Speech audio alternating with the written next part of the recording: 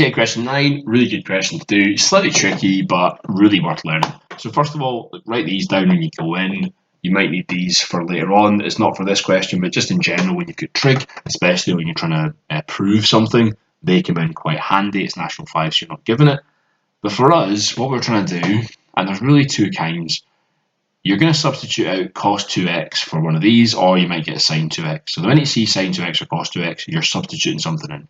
And then you're either taking a common factor and factorising that way, or you're factorising as if it's a trinomial. In our case, we're going to have a trinomial, because if I take out cos 2x, I'm going to rewrite in this, because now I've got all cos's. That's 2 cos squared x, take away 1, is equal to 5 cos x, take away 3. So if I get that onto one side, that's 2 cos squared x, take away 5 cos x.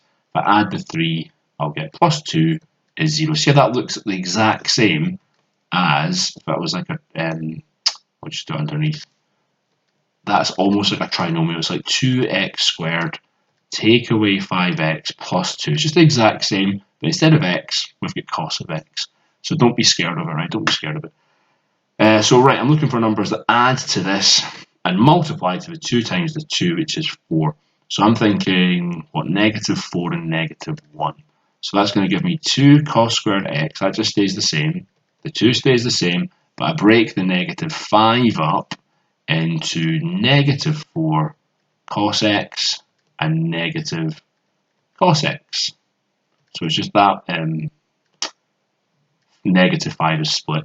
Then you do your little line, take out your common factor. So I can take out 2 cos x. So that's going to give me 2 cos x, take away 2. And I'll write that again over, not 2 cos x, it's going to be cos x, take away 2, sorry.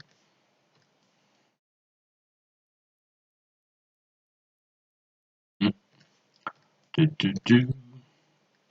we go.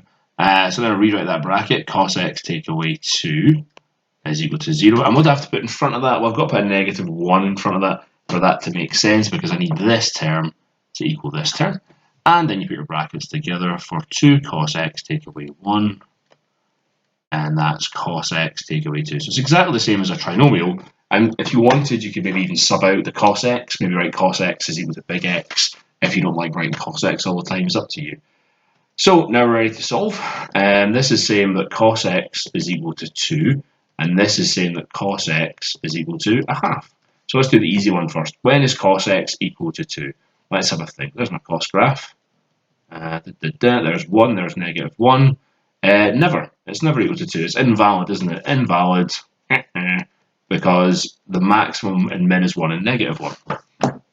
And this one, when is cos x equal to a half? Well, I can tell you my exact value triangle. So I've got 30 and 60. Just going to check if this is in radians, not in degrees. Root 3, 1 and 2. So for a half, for cos, I'm looking for that to be my adjacent and that to be the hypotenuse. So the angle that we'd be looking at then is 60. That would be SOHCAHTOA, adjacent over hypotenuse. So cos x, if I do x is equal to cos negative 1 of a half, that's going to give me 60 degrees. That's not a final answer though, isn't it? We have to do our quadrants, and I'm looking for when is cos positive, because it was cos x is a half. So cos is positive here and here, just like, if I drew the line along here, that's, that's one answer over there, one answer over there. So I'm in quadrant 1 and I'm in quadrant 4. So quadrant 1 is just x, so I've got x is equal to 60 degrees, very good. And over here, I've got 360, take away the x, so it's 360, take away 60, so that's 300 degrees. So there's your two answers. Just check the marking scheme. There's your two answers, 360. And over here, invalid. They say no solutions in the marking scheme. So you could write that if you want. That's fine, but I'm sure invalid is just as good. But look, this isn't an easy question. You're drawn on a few different things. You're drawn on your trig, understanding which function to put in. You're drawing on this is the difficult factorising, your difficult trinomial. Then you're drawing or understanding the basics of trig. I say the basics, the fundamentals, which can be lost on people. Some people can go through all the motions, but actually, wait a minute, cos x is 2. What does that mean? So you've got to understand that, and then you've got to actually solve a trigonometric function. So there's a few steps in there. But I'll tell you, you're getting 3 marks up to here. So just for substituting in, doing some rearranging, 3 marks there, and then you're getting a mark for your 2 answers here and here as a mark for this, and then a mark for your final answers. So it's up to you. If you think, like, I don't like that, I don't want to study for it, fair enough, you get your mark somewhere else. I do think it's worth knowing, and it all starts to fall into place once you understand that this question is really just saying sub in the cos of the sine 2x and make it a trinomial, or sometimes it's a factorise, you take out a cos x or something, but this is the classic. The factorise of a common factor is a bit easier. But yeah, I think once you know this recipe, actually this question is a lot less scary.